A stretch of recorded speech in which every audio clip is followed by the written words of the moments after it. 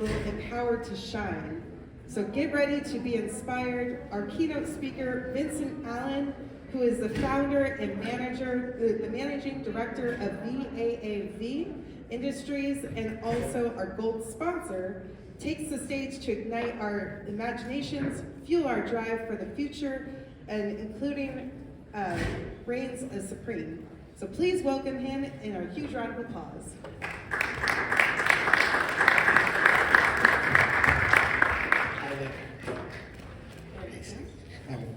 Yeah, perfect.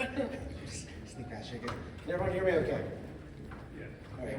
So the first thing I want to do before we get started with the actual presentation or any of the things we're going to present to you today is I just want to, we're in March, can we just have all of the ladies stand up, please? Every woman in the room, please stand up. Okay, what I'd like to do, it's Women's History Month, so I just want to give all of you ladies a round of applause for everything you guys do. All of that is going to be central to what we talk about today. So one of the things, my background is I'm a broadcast engineer, audiovisual engineer. I founded and run a company that really specializes in those systems. And we're going to talk a little bit about that today. And how we move from where we are now to a more remote-centric culture where I think everyone agrees that remote work is the future. And there's been sort of a divide amongst executives. Some people, like GitLab, for example, is a 100% remote company. We'll talk about that later. But then other people like Jamie Dimon, Elon Musk, think you have to be in the office to do good work. And I think we both know that's not true. So here's the title slide. My details are up there. If you want to continue the conversation, I have a much longer talk about this that deals with everything from pay gap stuff to racial disparity and all of the things that we talk about when we talk about diversity. This isn't primarily a DEI talk; it's more a technology talk, but we weave in and out of it.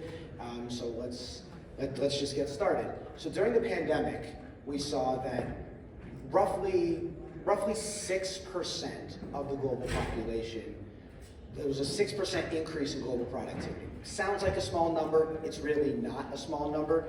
I'm going to just advance to the next slide. So I want to start with this. A room with a view soothes the mind. I'd also like to say it soothes the soul. Now this is pulled from a presentation that we do relative to digital windows and other technology in the collaboration space. Does anyone know what a digital window is? Show hands? No. Okay, so digital windows have been around for quite a long time. They were very popular in the 90s, where you'd take a computer monitor and you would build it into a box, and voila, you're looking at Aruba out your virtual window, right? So during the pandemic, they became popular again, whereby you're sitting in your home office and the person in LA or New York or Berlin, wherever, is right there next to you for collaboration technology. And I think the nice thing about that is you can be working 1 minute and be looking at Aruba the next, right? And so it helps us to take our little breaks. We know that no human is 100% productive for more than about 40 minutes at a time. We've known that for decades. Like that's why when you started to see things come over from Asia in the 90s and early 2000s, where you started seeing companies put in video game systems in their conference rooms, gyms downstairs, childcare, because everybody knows you're not staring at a spreadsheet for 3 hours straight and you're 100% effective, right? So we're going to keep going. I'm going to move to the next slide here. Can we throw that up? So we just want to talk a little bit about remote work and where we've been, and then we're going to talk about where we're going. So from 2005 to basically now, we don't have all the data for late 23 and 24 in, but through 2020 to 2022, we saw that there was an uptick in remote work from the beginning of the century of nearly 160%, right? That's a lot. Most of us are working on our phones, we're working on our tablets, we're working on our laptops. Can you give me the slide back in the conference monitor, please? Thank you. So the COVID-19 pandemic revolutionized a lot of things. It was terrible in a lot of ways. We all lost a lot of people. But what it did do was it accelerated everything in that space. I'll give you an example. So at the beginning of the pandemic, I was running AV for Weight Watchers. And at the beginning of the pandemic, they had nothing in terms of how do we do our studios in a remote sense. Their business model wasn't built that way. It just wasn't. right? So we had to iterate and build some things and work with Zoom and some other vendors to be able to build that functionality into there. They had already shipped an iOS and an Android app. We built out a web portal as well. We were able to ship that functionality in 11 days. And in the first 7 days of that product being live, we had less than 100 support incidents. Why is that important? Well, we were able to take people that were now trapped at home and nervous about what was happening and be able to drive content to them from coaches, doctors, celebrity chefs, things of that nature, so you could get this content in your home. That's now part of Weight Watchers' permanent go-to-market, and it actually became the technology that led to Oprah's Soulful Sunday brunches. So there's a significant uptake in that technology. Why is that important? Everybody wants to work flexibly now. Nobody wants to really go to the office if they don't have to. So let's just keep moving. So now we're getting into the diversity part, where, like I said, we're going to weave in and out. So the executive director of UN Women has said that the pandemic has wiped out years of progress towards gender equality and dealing a huge economic blow to women around the world. This is very, very true. I've seen this firsthand. I'm going to tell you a little story really quick. During the pandemic, I was running broadcast operations for a rather well-known national law firm, who I won't name here, that they were talking, in this conference, they were educating their internal attorneys about how they deal with their clients as it relates to the pandemic, as it relates to remote work, whether or not remote work could be considered a right, or is that a perk that you can say, I'm gonna let you work remotely X number of days a week in lieu of $30,000 a year, which we see today, that's happening. If you just go on LinkedIn, Indeed, any job site, you will see a variance in the salary, and you're seeing people offer $10, $20, $30,000 less a year for the opportunity to work remotely. Why is that important? So during the pandemic, what was happening was you saw a lot of women forced out of the workforce to take care of children. It was the 50s all over again. You had women at home, taking care of the babies, and not really getting their just due. I'm gonna move ahead to the next slide here. So we'll talk about this for a second. 3 million fewer women are in the labor force from 2020 to 2022. It's a significant number. 3 million women from the beginning of the pandemic to midway or towards 2/3 of the way through left the workforce for one reason or another. And women lost over 5 million jobs during that time. And female labor participation fell at a rate of roughly 2.5%. This skews different in different areas, different parts of the country, different sectors, but this is a major problem that we need to address. Right? So let's move on. So we're gonna start talking about how the office structure came. We all know open office plan, all of these things. So we're not going to spend a lot of time on this. Just talk about the internet for a minute. There are over 4 billion people globally on the internet, right? Not just here in the United States, but all over the world. I'd like to pause for a moment and tell you all a little story. Maybe about 5 years ago, I was spending Christmas in Trinidad. And I met this woman in Trinidad who had been a broadcast producer at one point in her life. She got married, had some kids or whatever, and she went home to Trinidad. She was editing video for every major broadcast outlet in Southeast Florida from Trinidad. And this was 5 years ago. It was 2 years pre-pandemic. That was happening then. It should be happening now, right? So we have this technology, and as countries that don't have the same level of infrastructure that the United States has, bring online better high-speed connections and these kinds of things, we'll be able to do that. We'll be able to do that even more. So let's move along. So Bill Gates, we all know who Bill Gates is. We all remember when he said this. The internet is becoming the town square for the global village of tomorrow.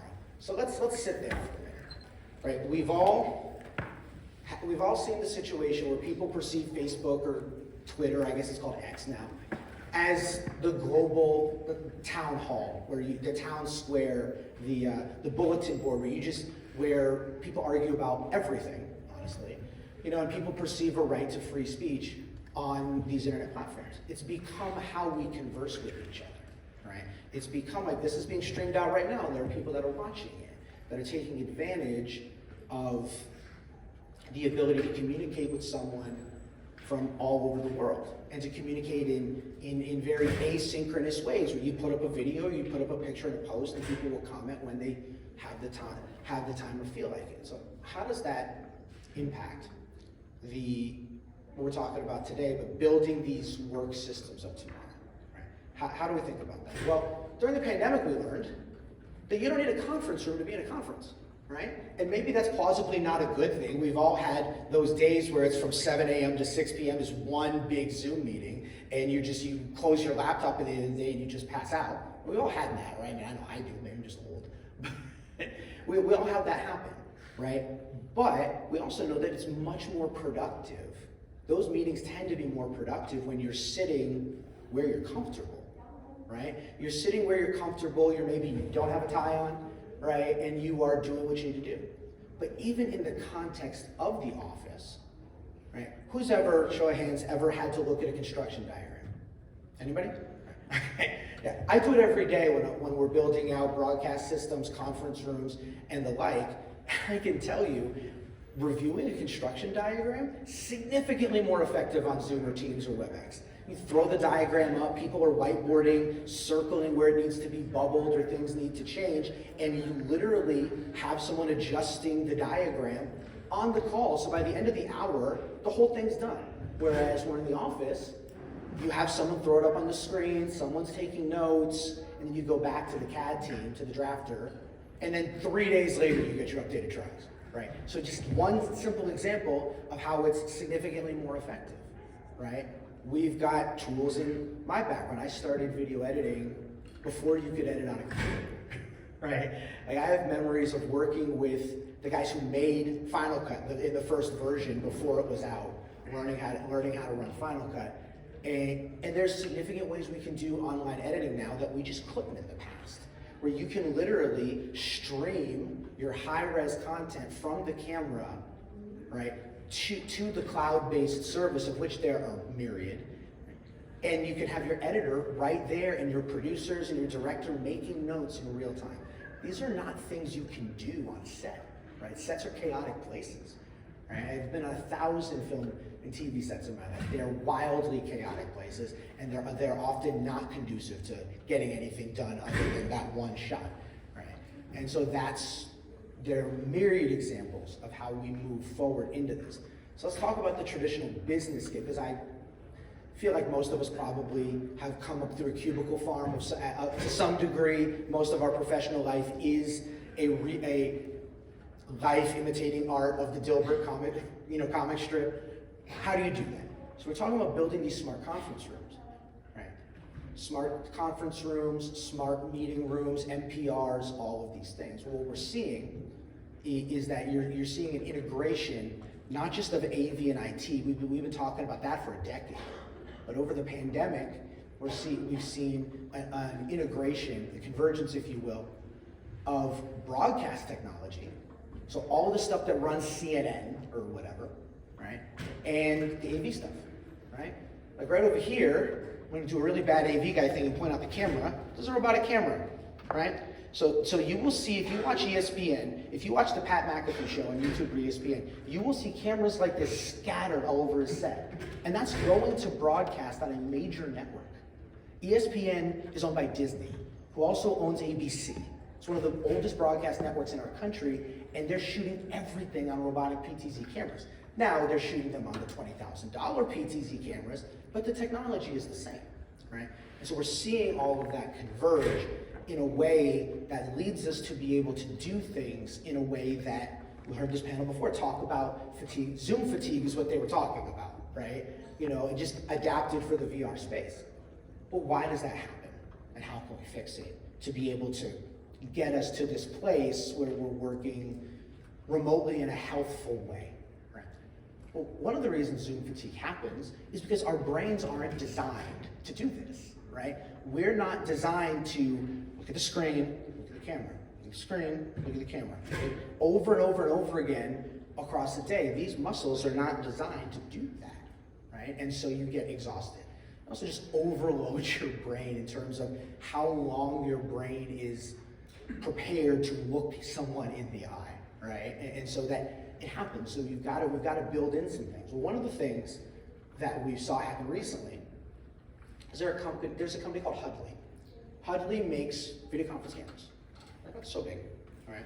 They plug into your PC and they auto track, right? They have ones that go on the top of your laptop, and they have other ones that are designed for very large conference spaces, right? So one of the things that Hudley did during the pandemic, which was really smart, is they called guys like me, who have spent a lifetime in broadcast control rooms, calling shots. So for those of you who don't know what that looks like, that's a headset, and that's standby one you're up, two I'm coming to you, all this kind of thing that you've seen, in movies and stuff before, and built those kind of decision-making processes into their algorithm.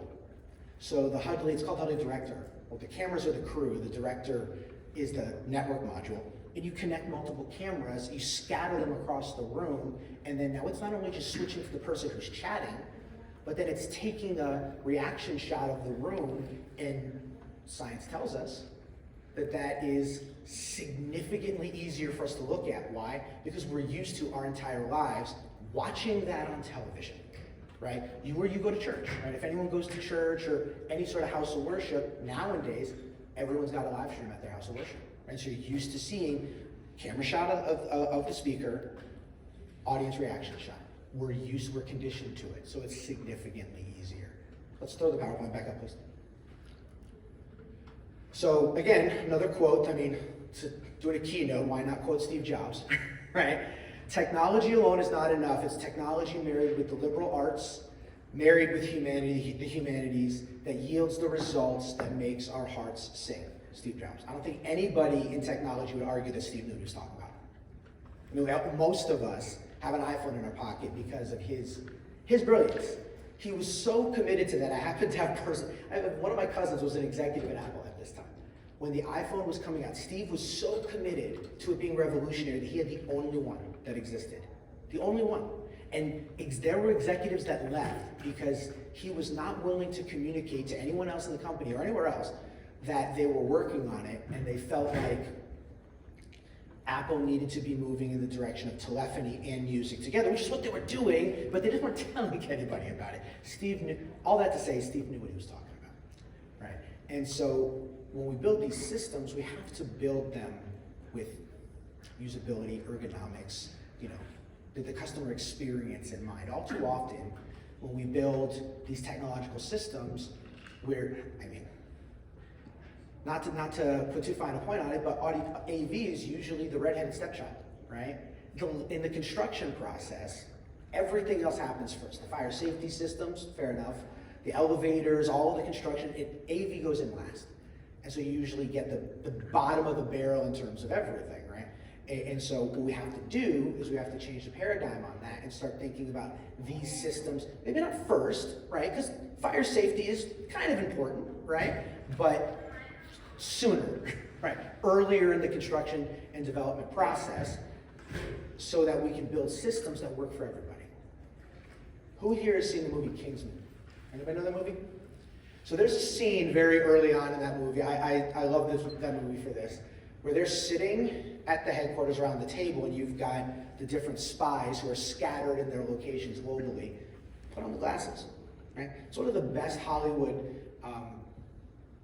depictions of what AR could look like simply in the conferencing space, right? Everybody who has a cell phone has a LiDAR scanner built into your device. You've got multiple cameras, you've got LiDAR scanners, you've got a lot of stuff built in. We could do most of that right now with technology. You could go to Best Buy and get. Not even like high-end technology, right? So it's just a matter of will. So we gotta begin to change the dynamic, which is what Steve's talking about building these systems that allow people to work flexibly in the way that's most comfortable for them. All right, let's move on to the next slide. Again, Matt Milling, CEO of Automatic. The future of work is remote. So let's talk about that a little bit. Most of us, really all of us who were of working age when the pandemic hit, had to figure out how to kickball change and work remotely on a dime. Some companies were ready, had a remote work policy, summer Fridays or whatever that they just leveraged when the pandemic hit. Most places were wringing their hands about whether or not to close their doors.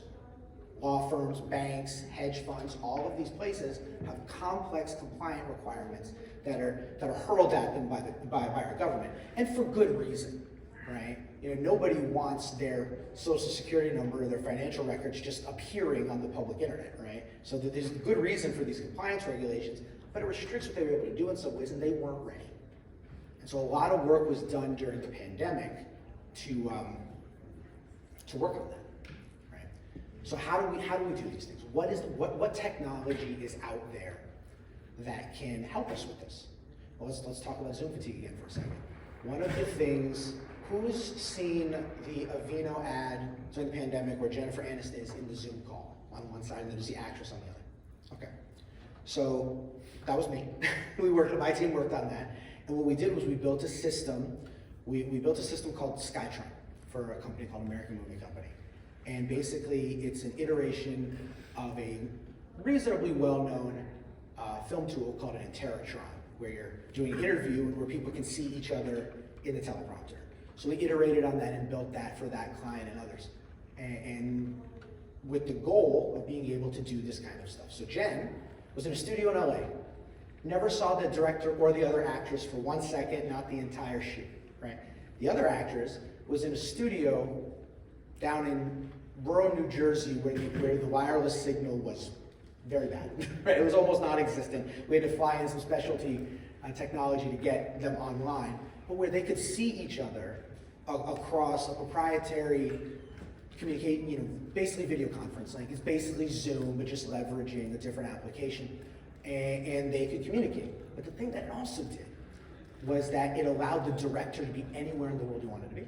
So you could be, in this particular instance, he was in London, right? And so you have direction happening. We leveraged that same system for History of Swear Words on Netflix, which was starring Nick Cage, where the camera operator is traveling from community to community doing these interviews and setting up a green screen, setting up a teleprompter with the camera, and then the director is on his laptop in his pajamas in his living room saying like, hey, can you just a little lower, a little to the left, a little to the right, speak up, all these good things. And now, that's just the way the industry works. How many people have turned on the news and seen interview brought to you by WebEx or Zoom or like whatever? It's every day, right? Let's move to the next slide. So I'm going to skip past this. This is part of a larger talk, but let's just talk about some of the examples. We talked about multi-camera video production. I'm going to skip past that. Let's talk about emerging tech, right? So you see here, this is an example of an immersive telepresence robot. You see these at big conferences. You see these at Infocom. You see these at ISE, where the robot, and you've seen these in movies and stuff, where it's like an iPad, right, and a camera, and it like literally follows you around. It's kind of cool. It's a little creepy. But there's other things at play. We talked about Skytron, what we build, but realistically, you guys talked about this in the last panel. The future is VR, right? I mean, I don't think anyone in this room would disagree with that. When the Vision Pro came out, 5 minutes later, there was already video online of people doing a FaceTime call with 3D digital avatars. 2 years before that, Canon, the camera company, shipped an app that no one expected them to ship. They built this application that was basically Zoom in VR. Why did they do that? Because they're not trying to grow a business, right? And so before I close, I'll talk for a minute about, just pose a question to the audience.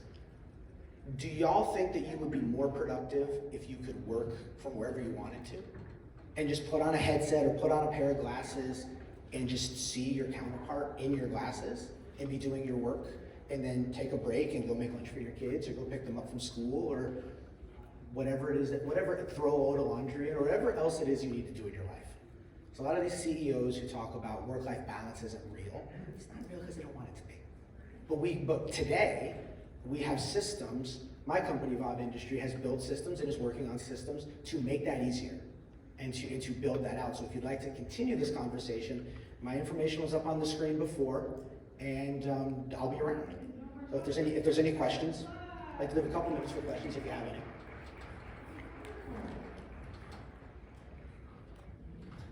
Questions? Yes, no, maybe? Complaints? Yeah, can you just go back to the first slide, please? Up on that.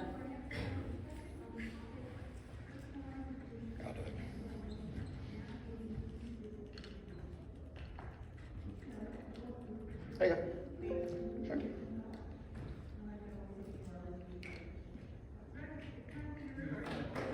Any questions? Any questions? Here, let me come to you. How do you think about balancing kind of mental health benefits, being at home, where you're able to do stuff, but also the social benefits of being together? Well, sure, 100%. And we saw this during the pandemic with the kids, right? Like it is, and we've seen this for years with homeschool kids, right? It is that it is a balance. You do have to get outside. You can't just decide you're a vampire and shun the sun, right? You have to interact with other humans. But the mistake that everyone makes is characterizing it as, I'm not interacting with anyone else, and like whatever, turn your camera on, have conversations. We talked about virtual windows for a minute. VR is going to take that away, right? Because VR is going to be the thing where you're in this VR space and you're conversing with people in this avatar-driven space. But yeah, I mean, it certainly is a concern, right? That there are always going to be some people that don't leave their house for days on end and plausibly haven't bathed and are just, in Fortnite or whatever. There's always going to be those people, but for the rest of us, most of us who have other things to do, like you go to the grocery store, you take the kids to the soccer game, remote work's not new, right? It's finding those other balancing points where you're maybe not the relationships that drive your life, maybe you're not having those same kind of conversations as you would do in the office. But the other side of that is that the way we do the office has become different, and you do have these virtual windows and things in VR where you are having these informal catch-ups and things like that. It's just a matter of sort of changing the way we think about it in the same way we did with the internet, social media, cell phones, like pick a thing, right? We've done this before, right? It's not as complicated as a lot of the chatter has made it seem, right? In my opinion.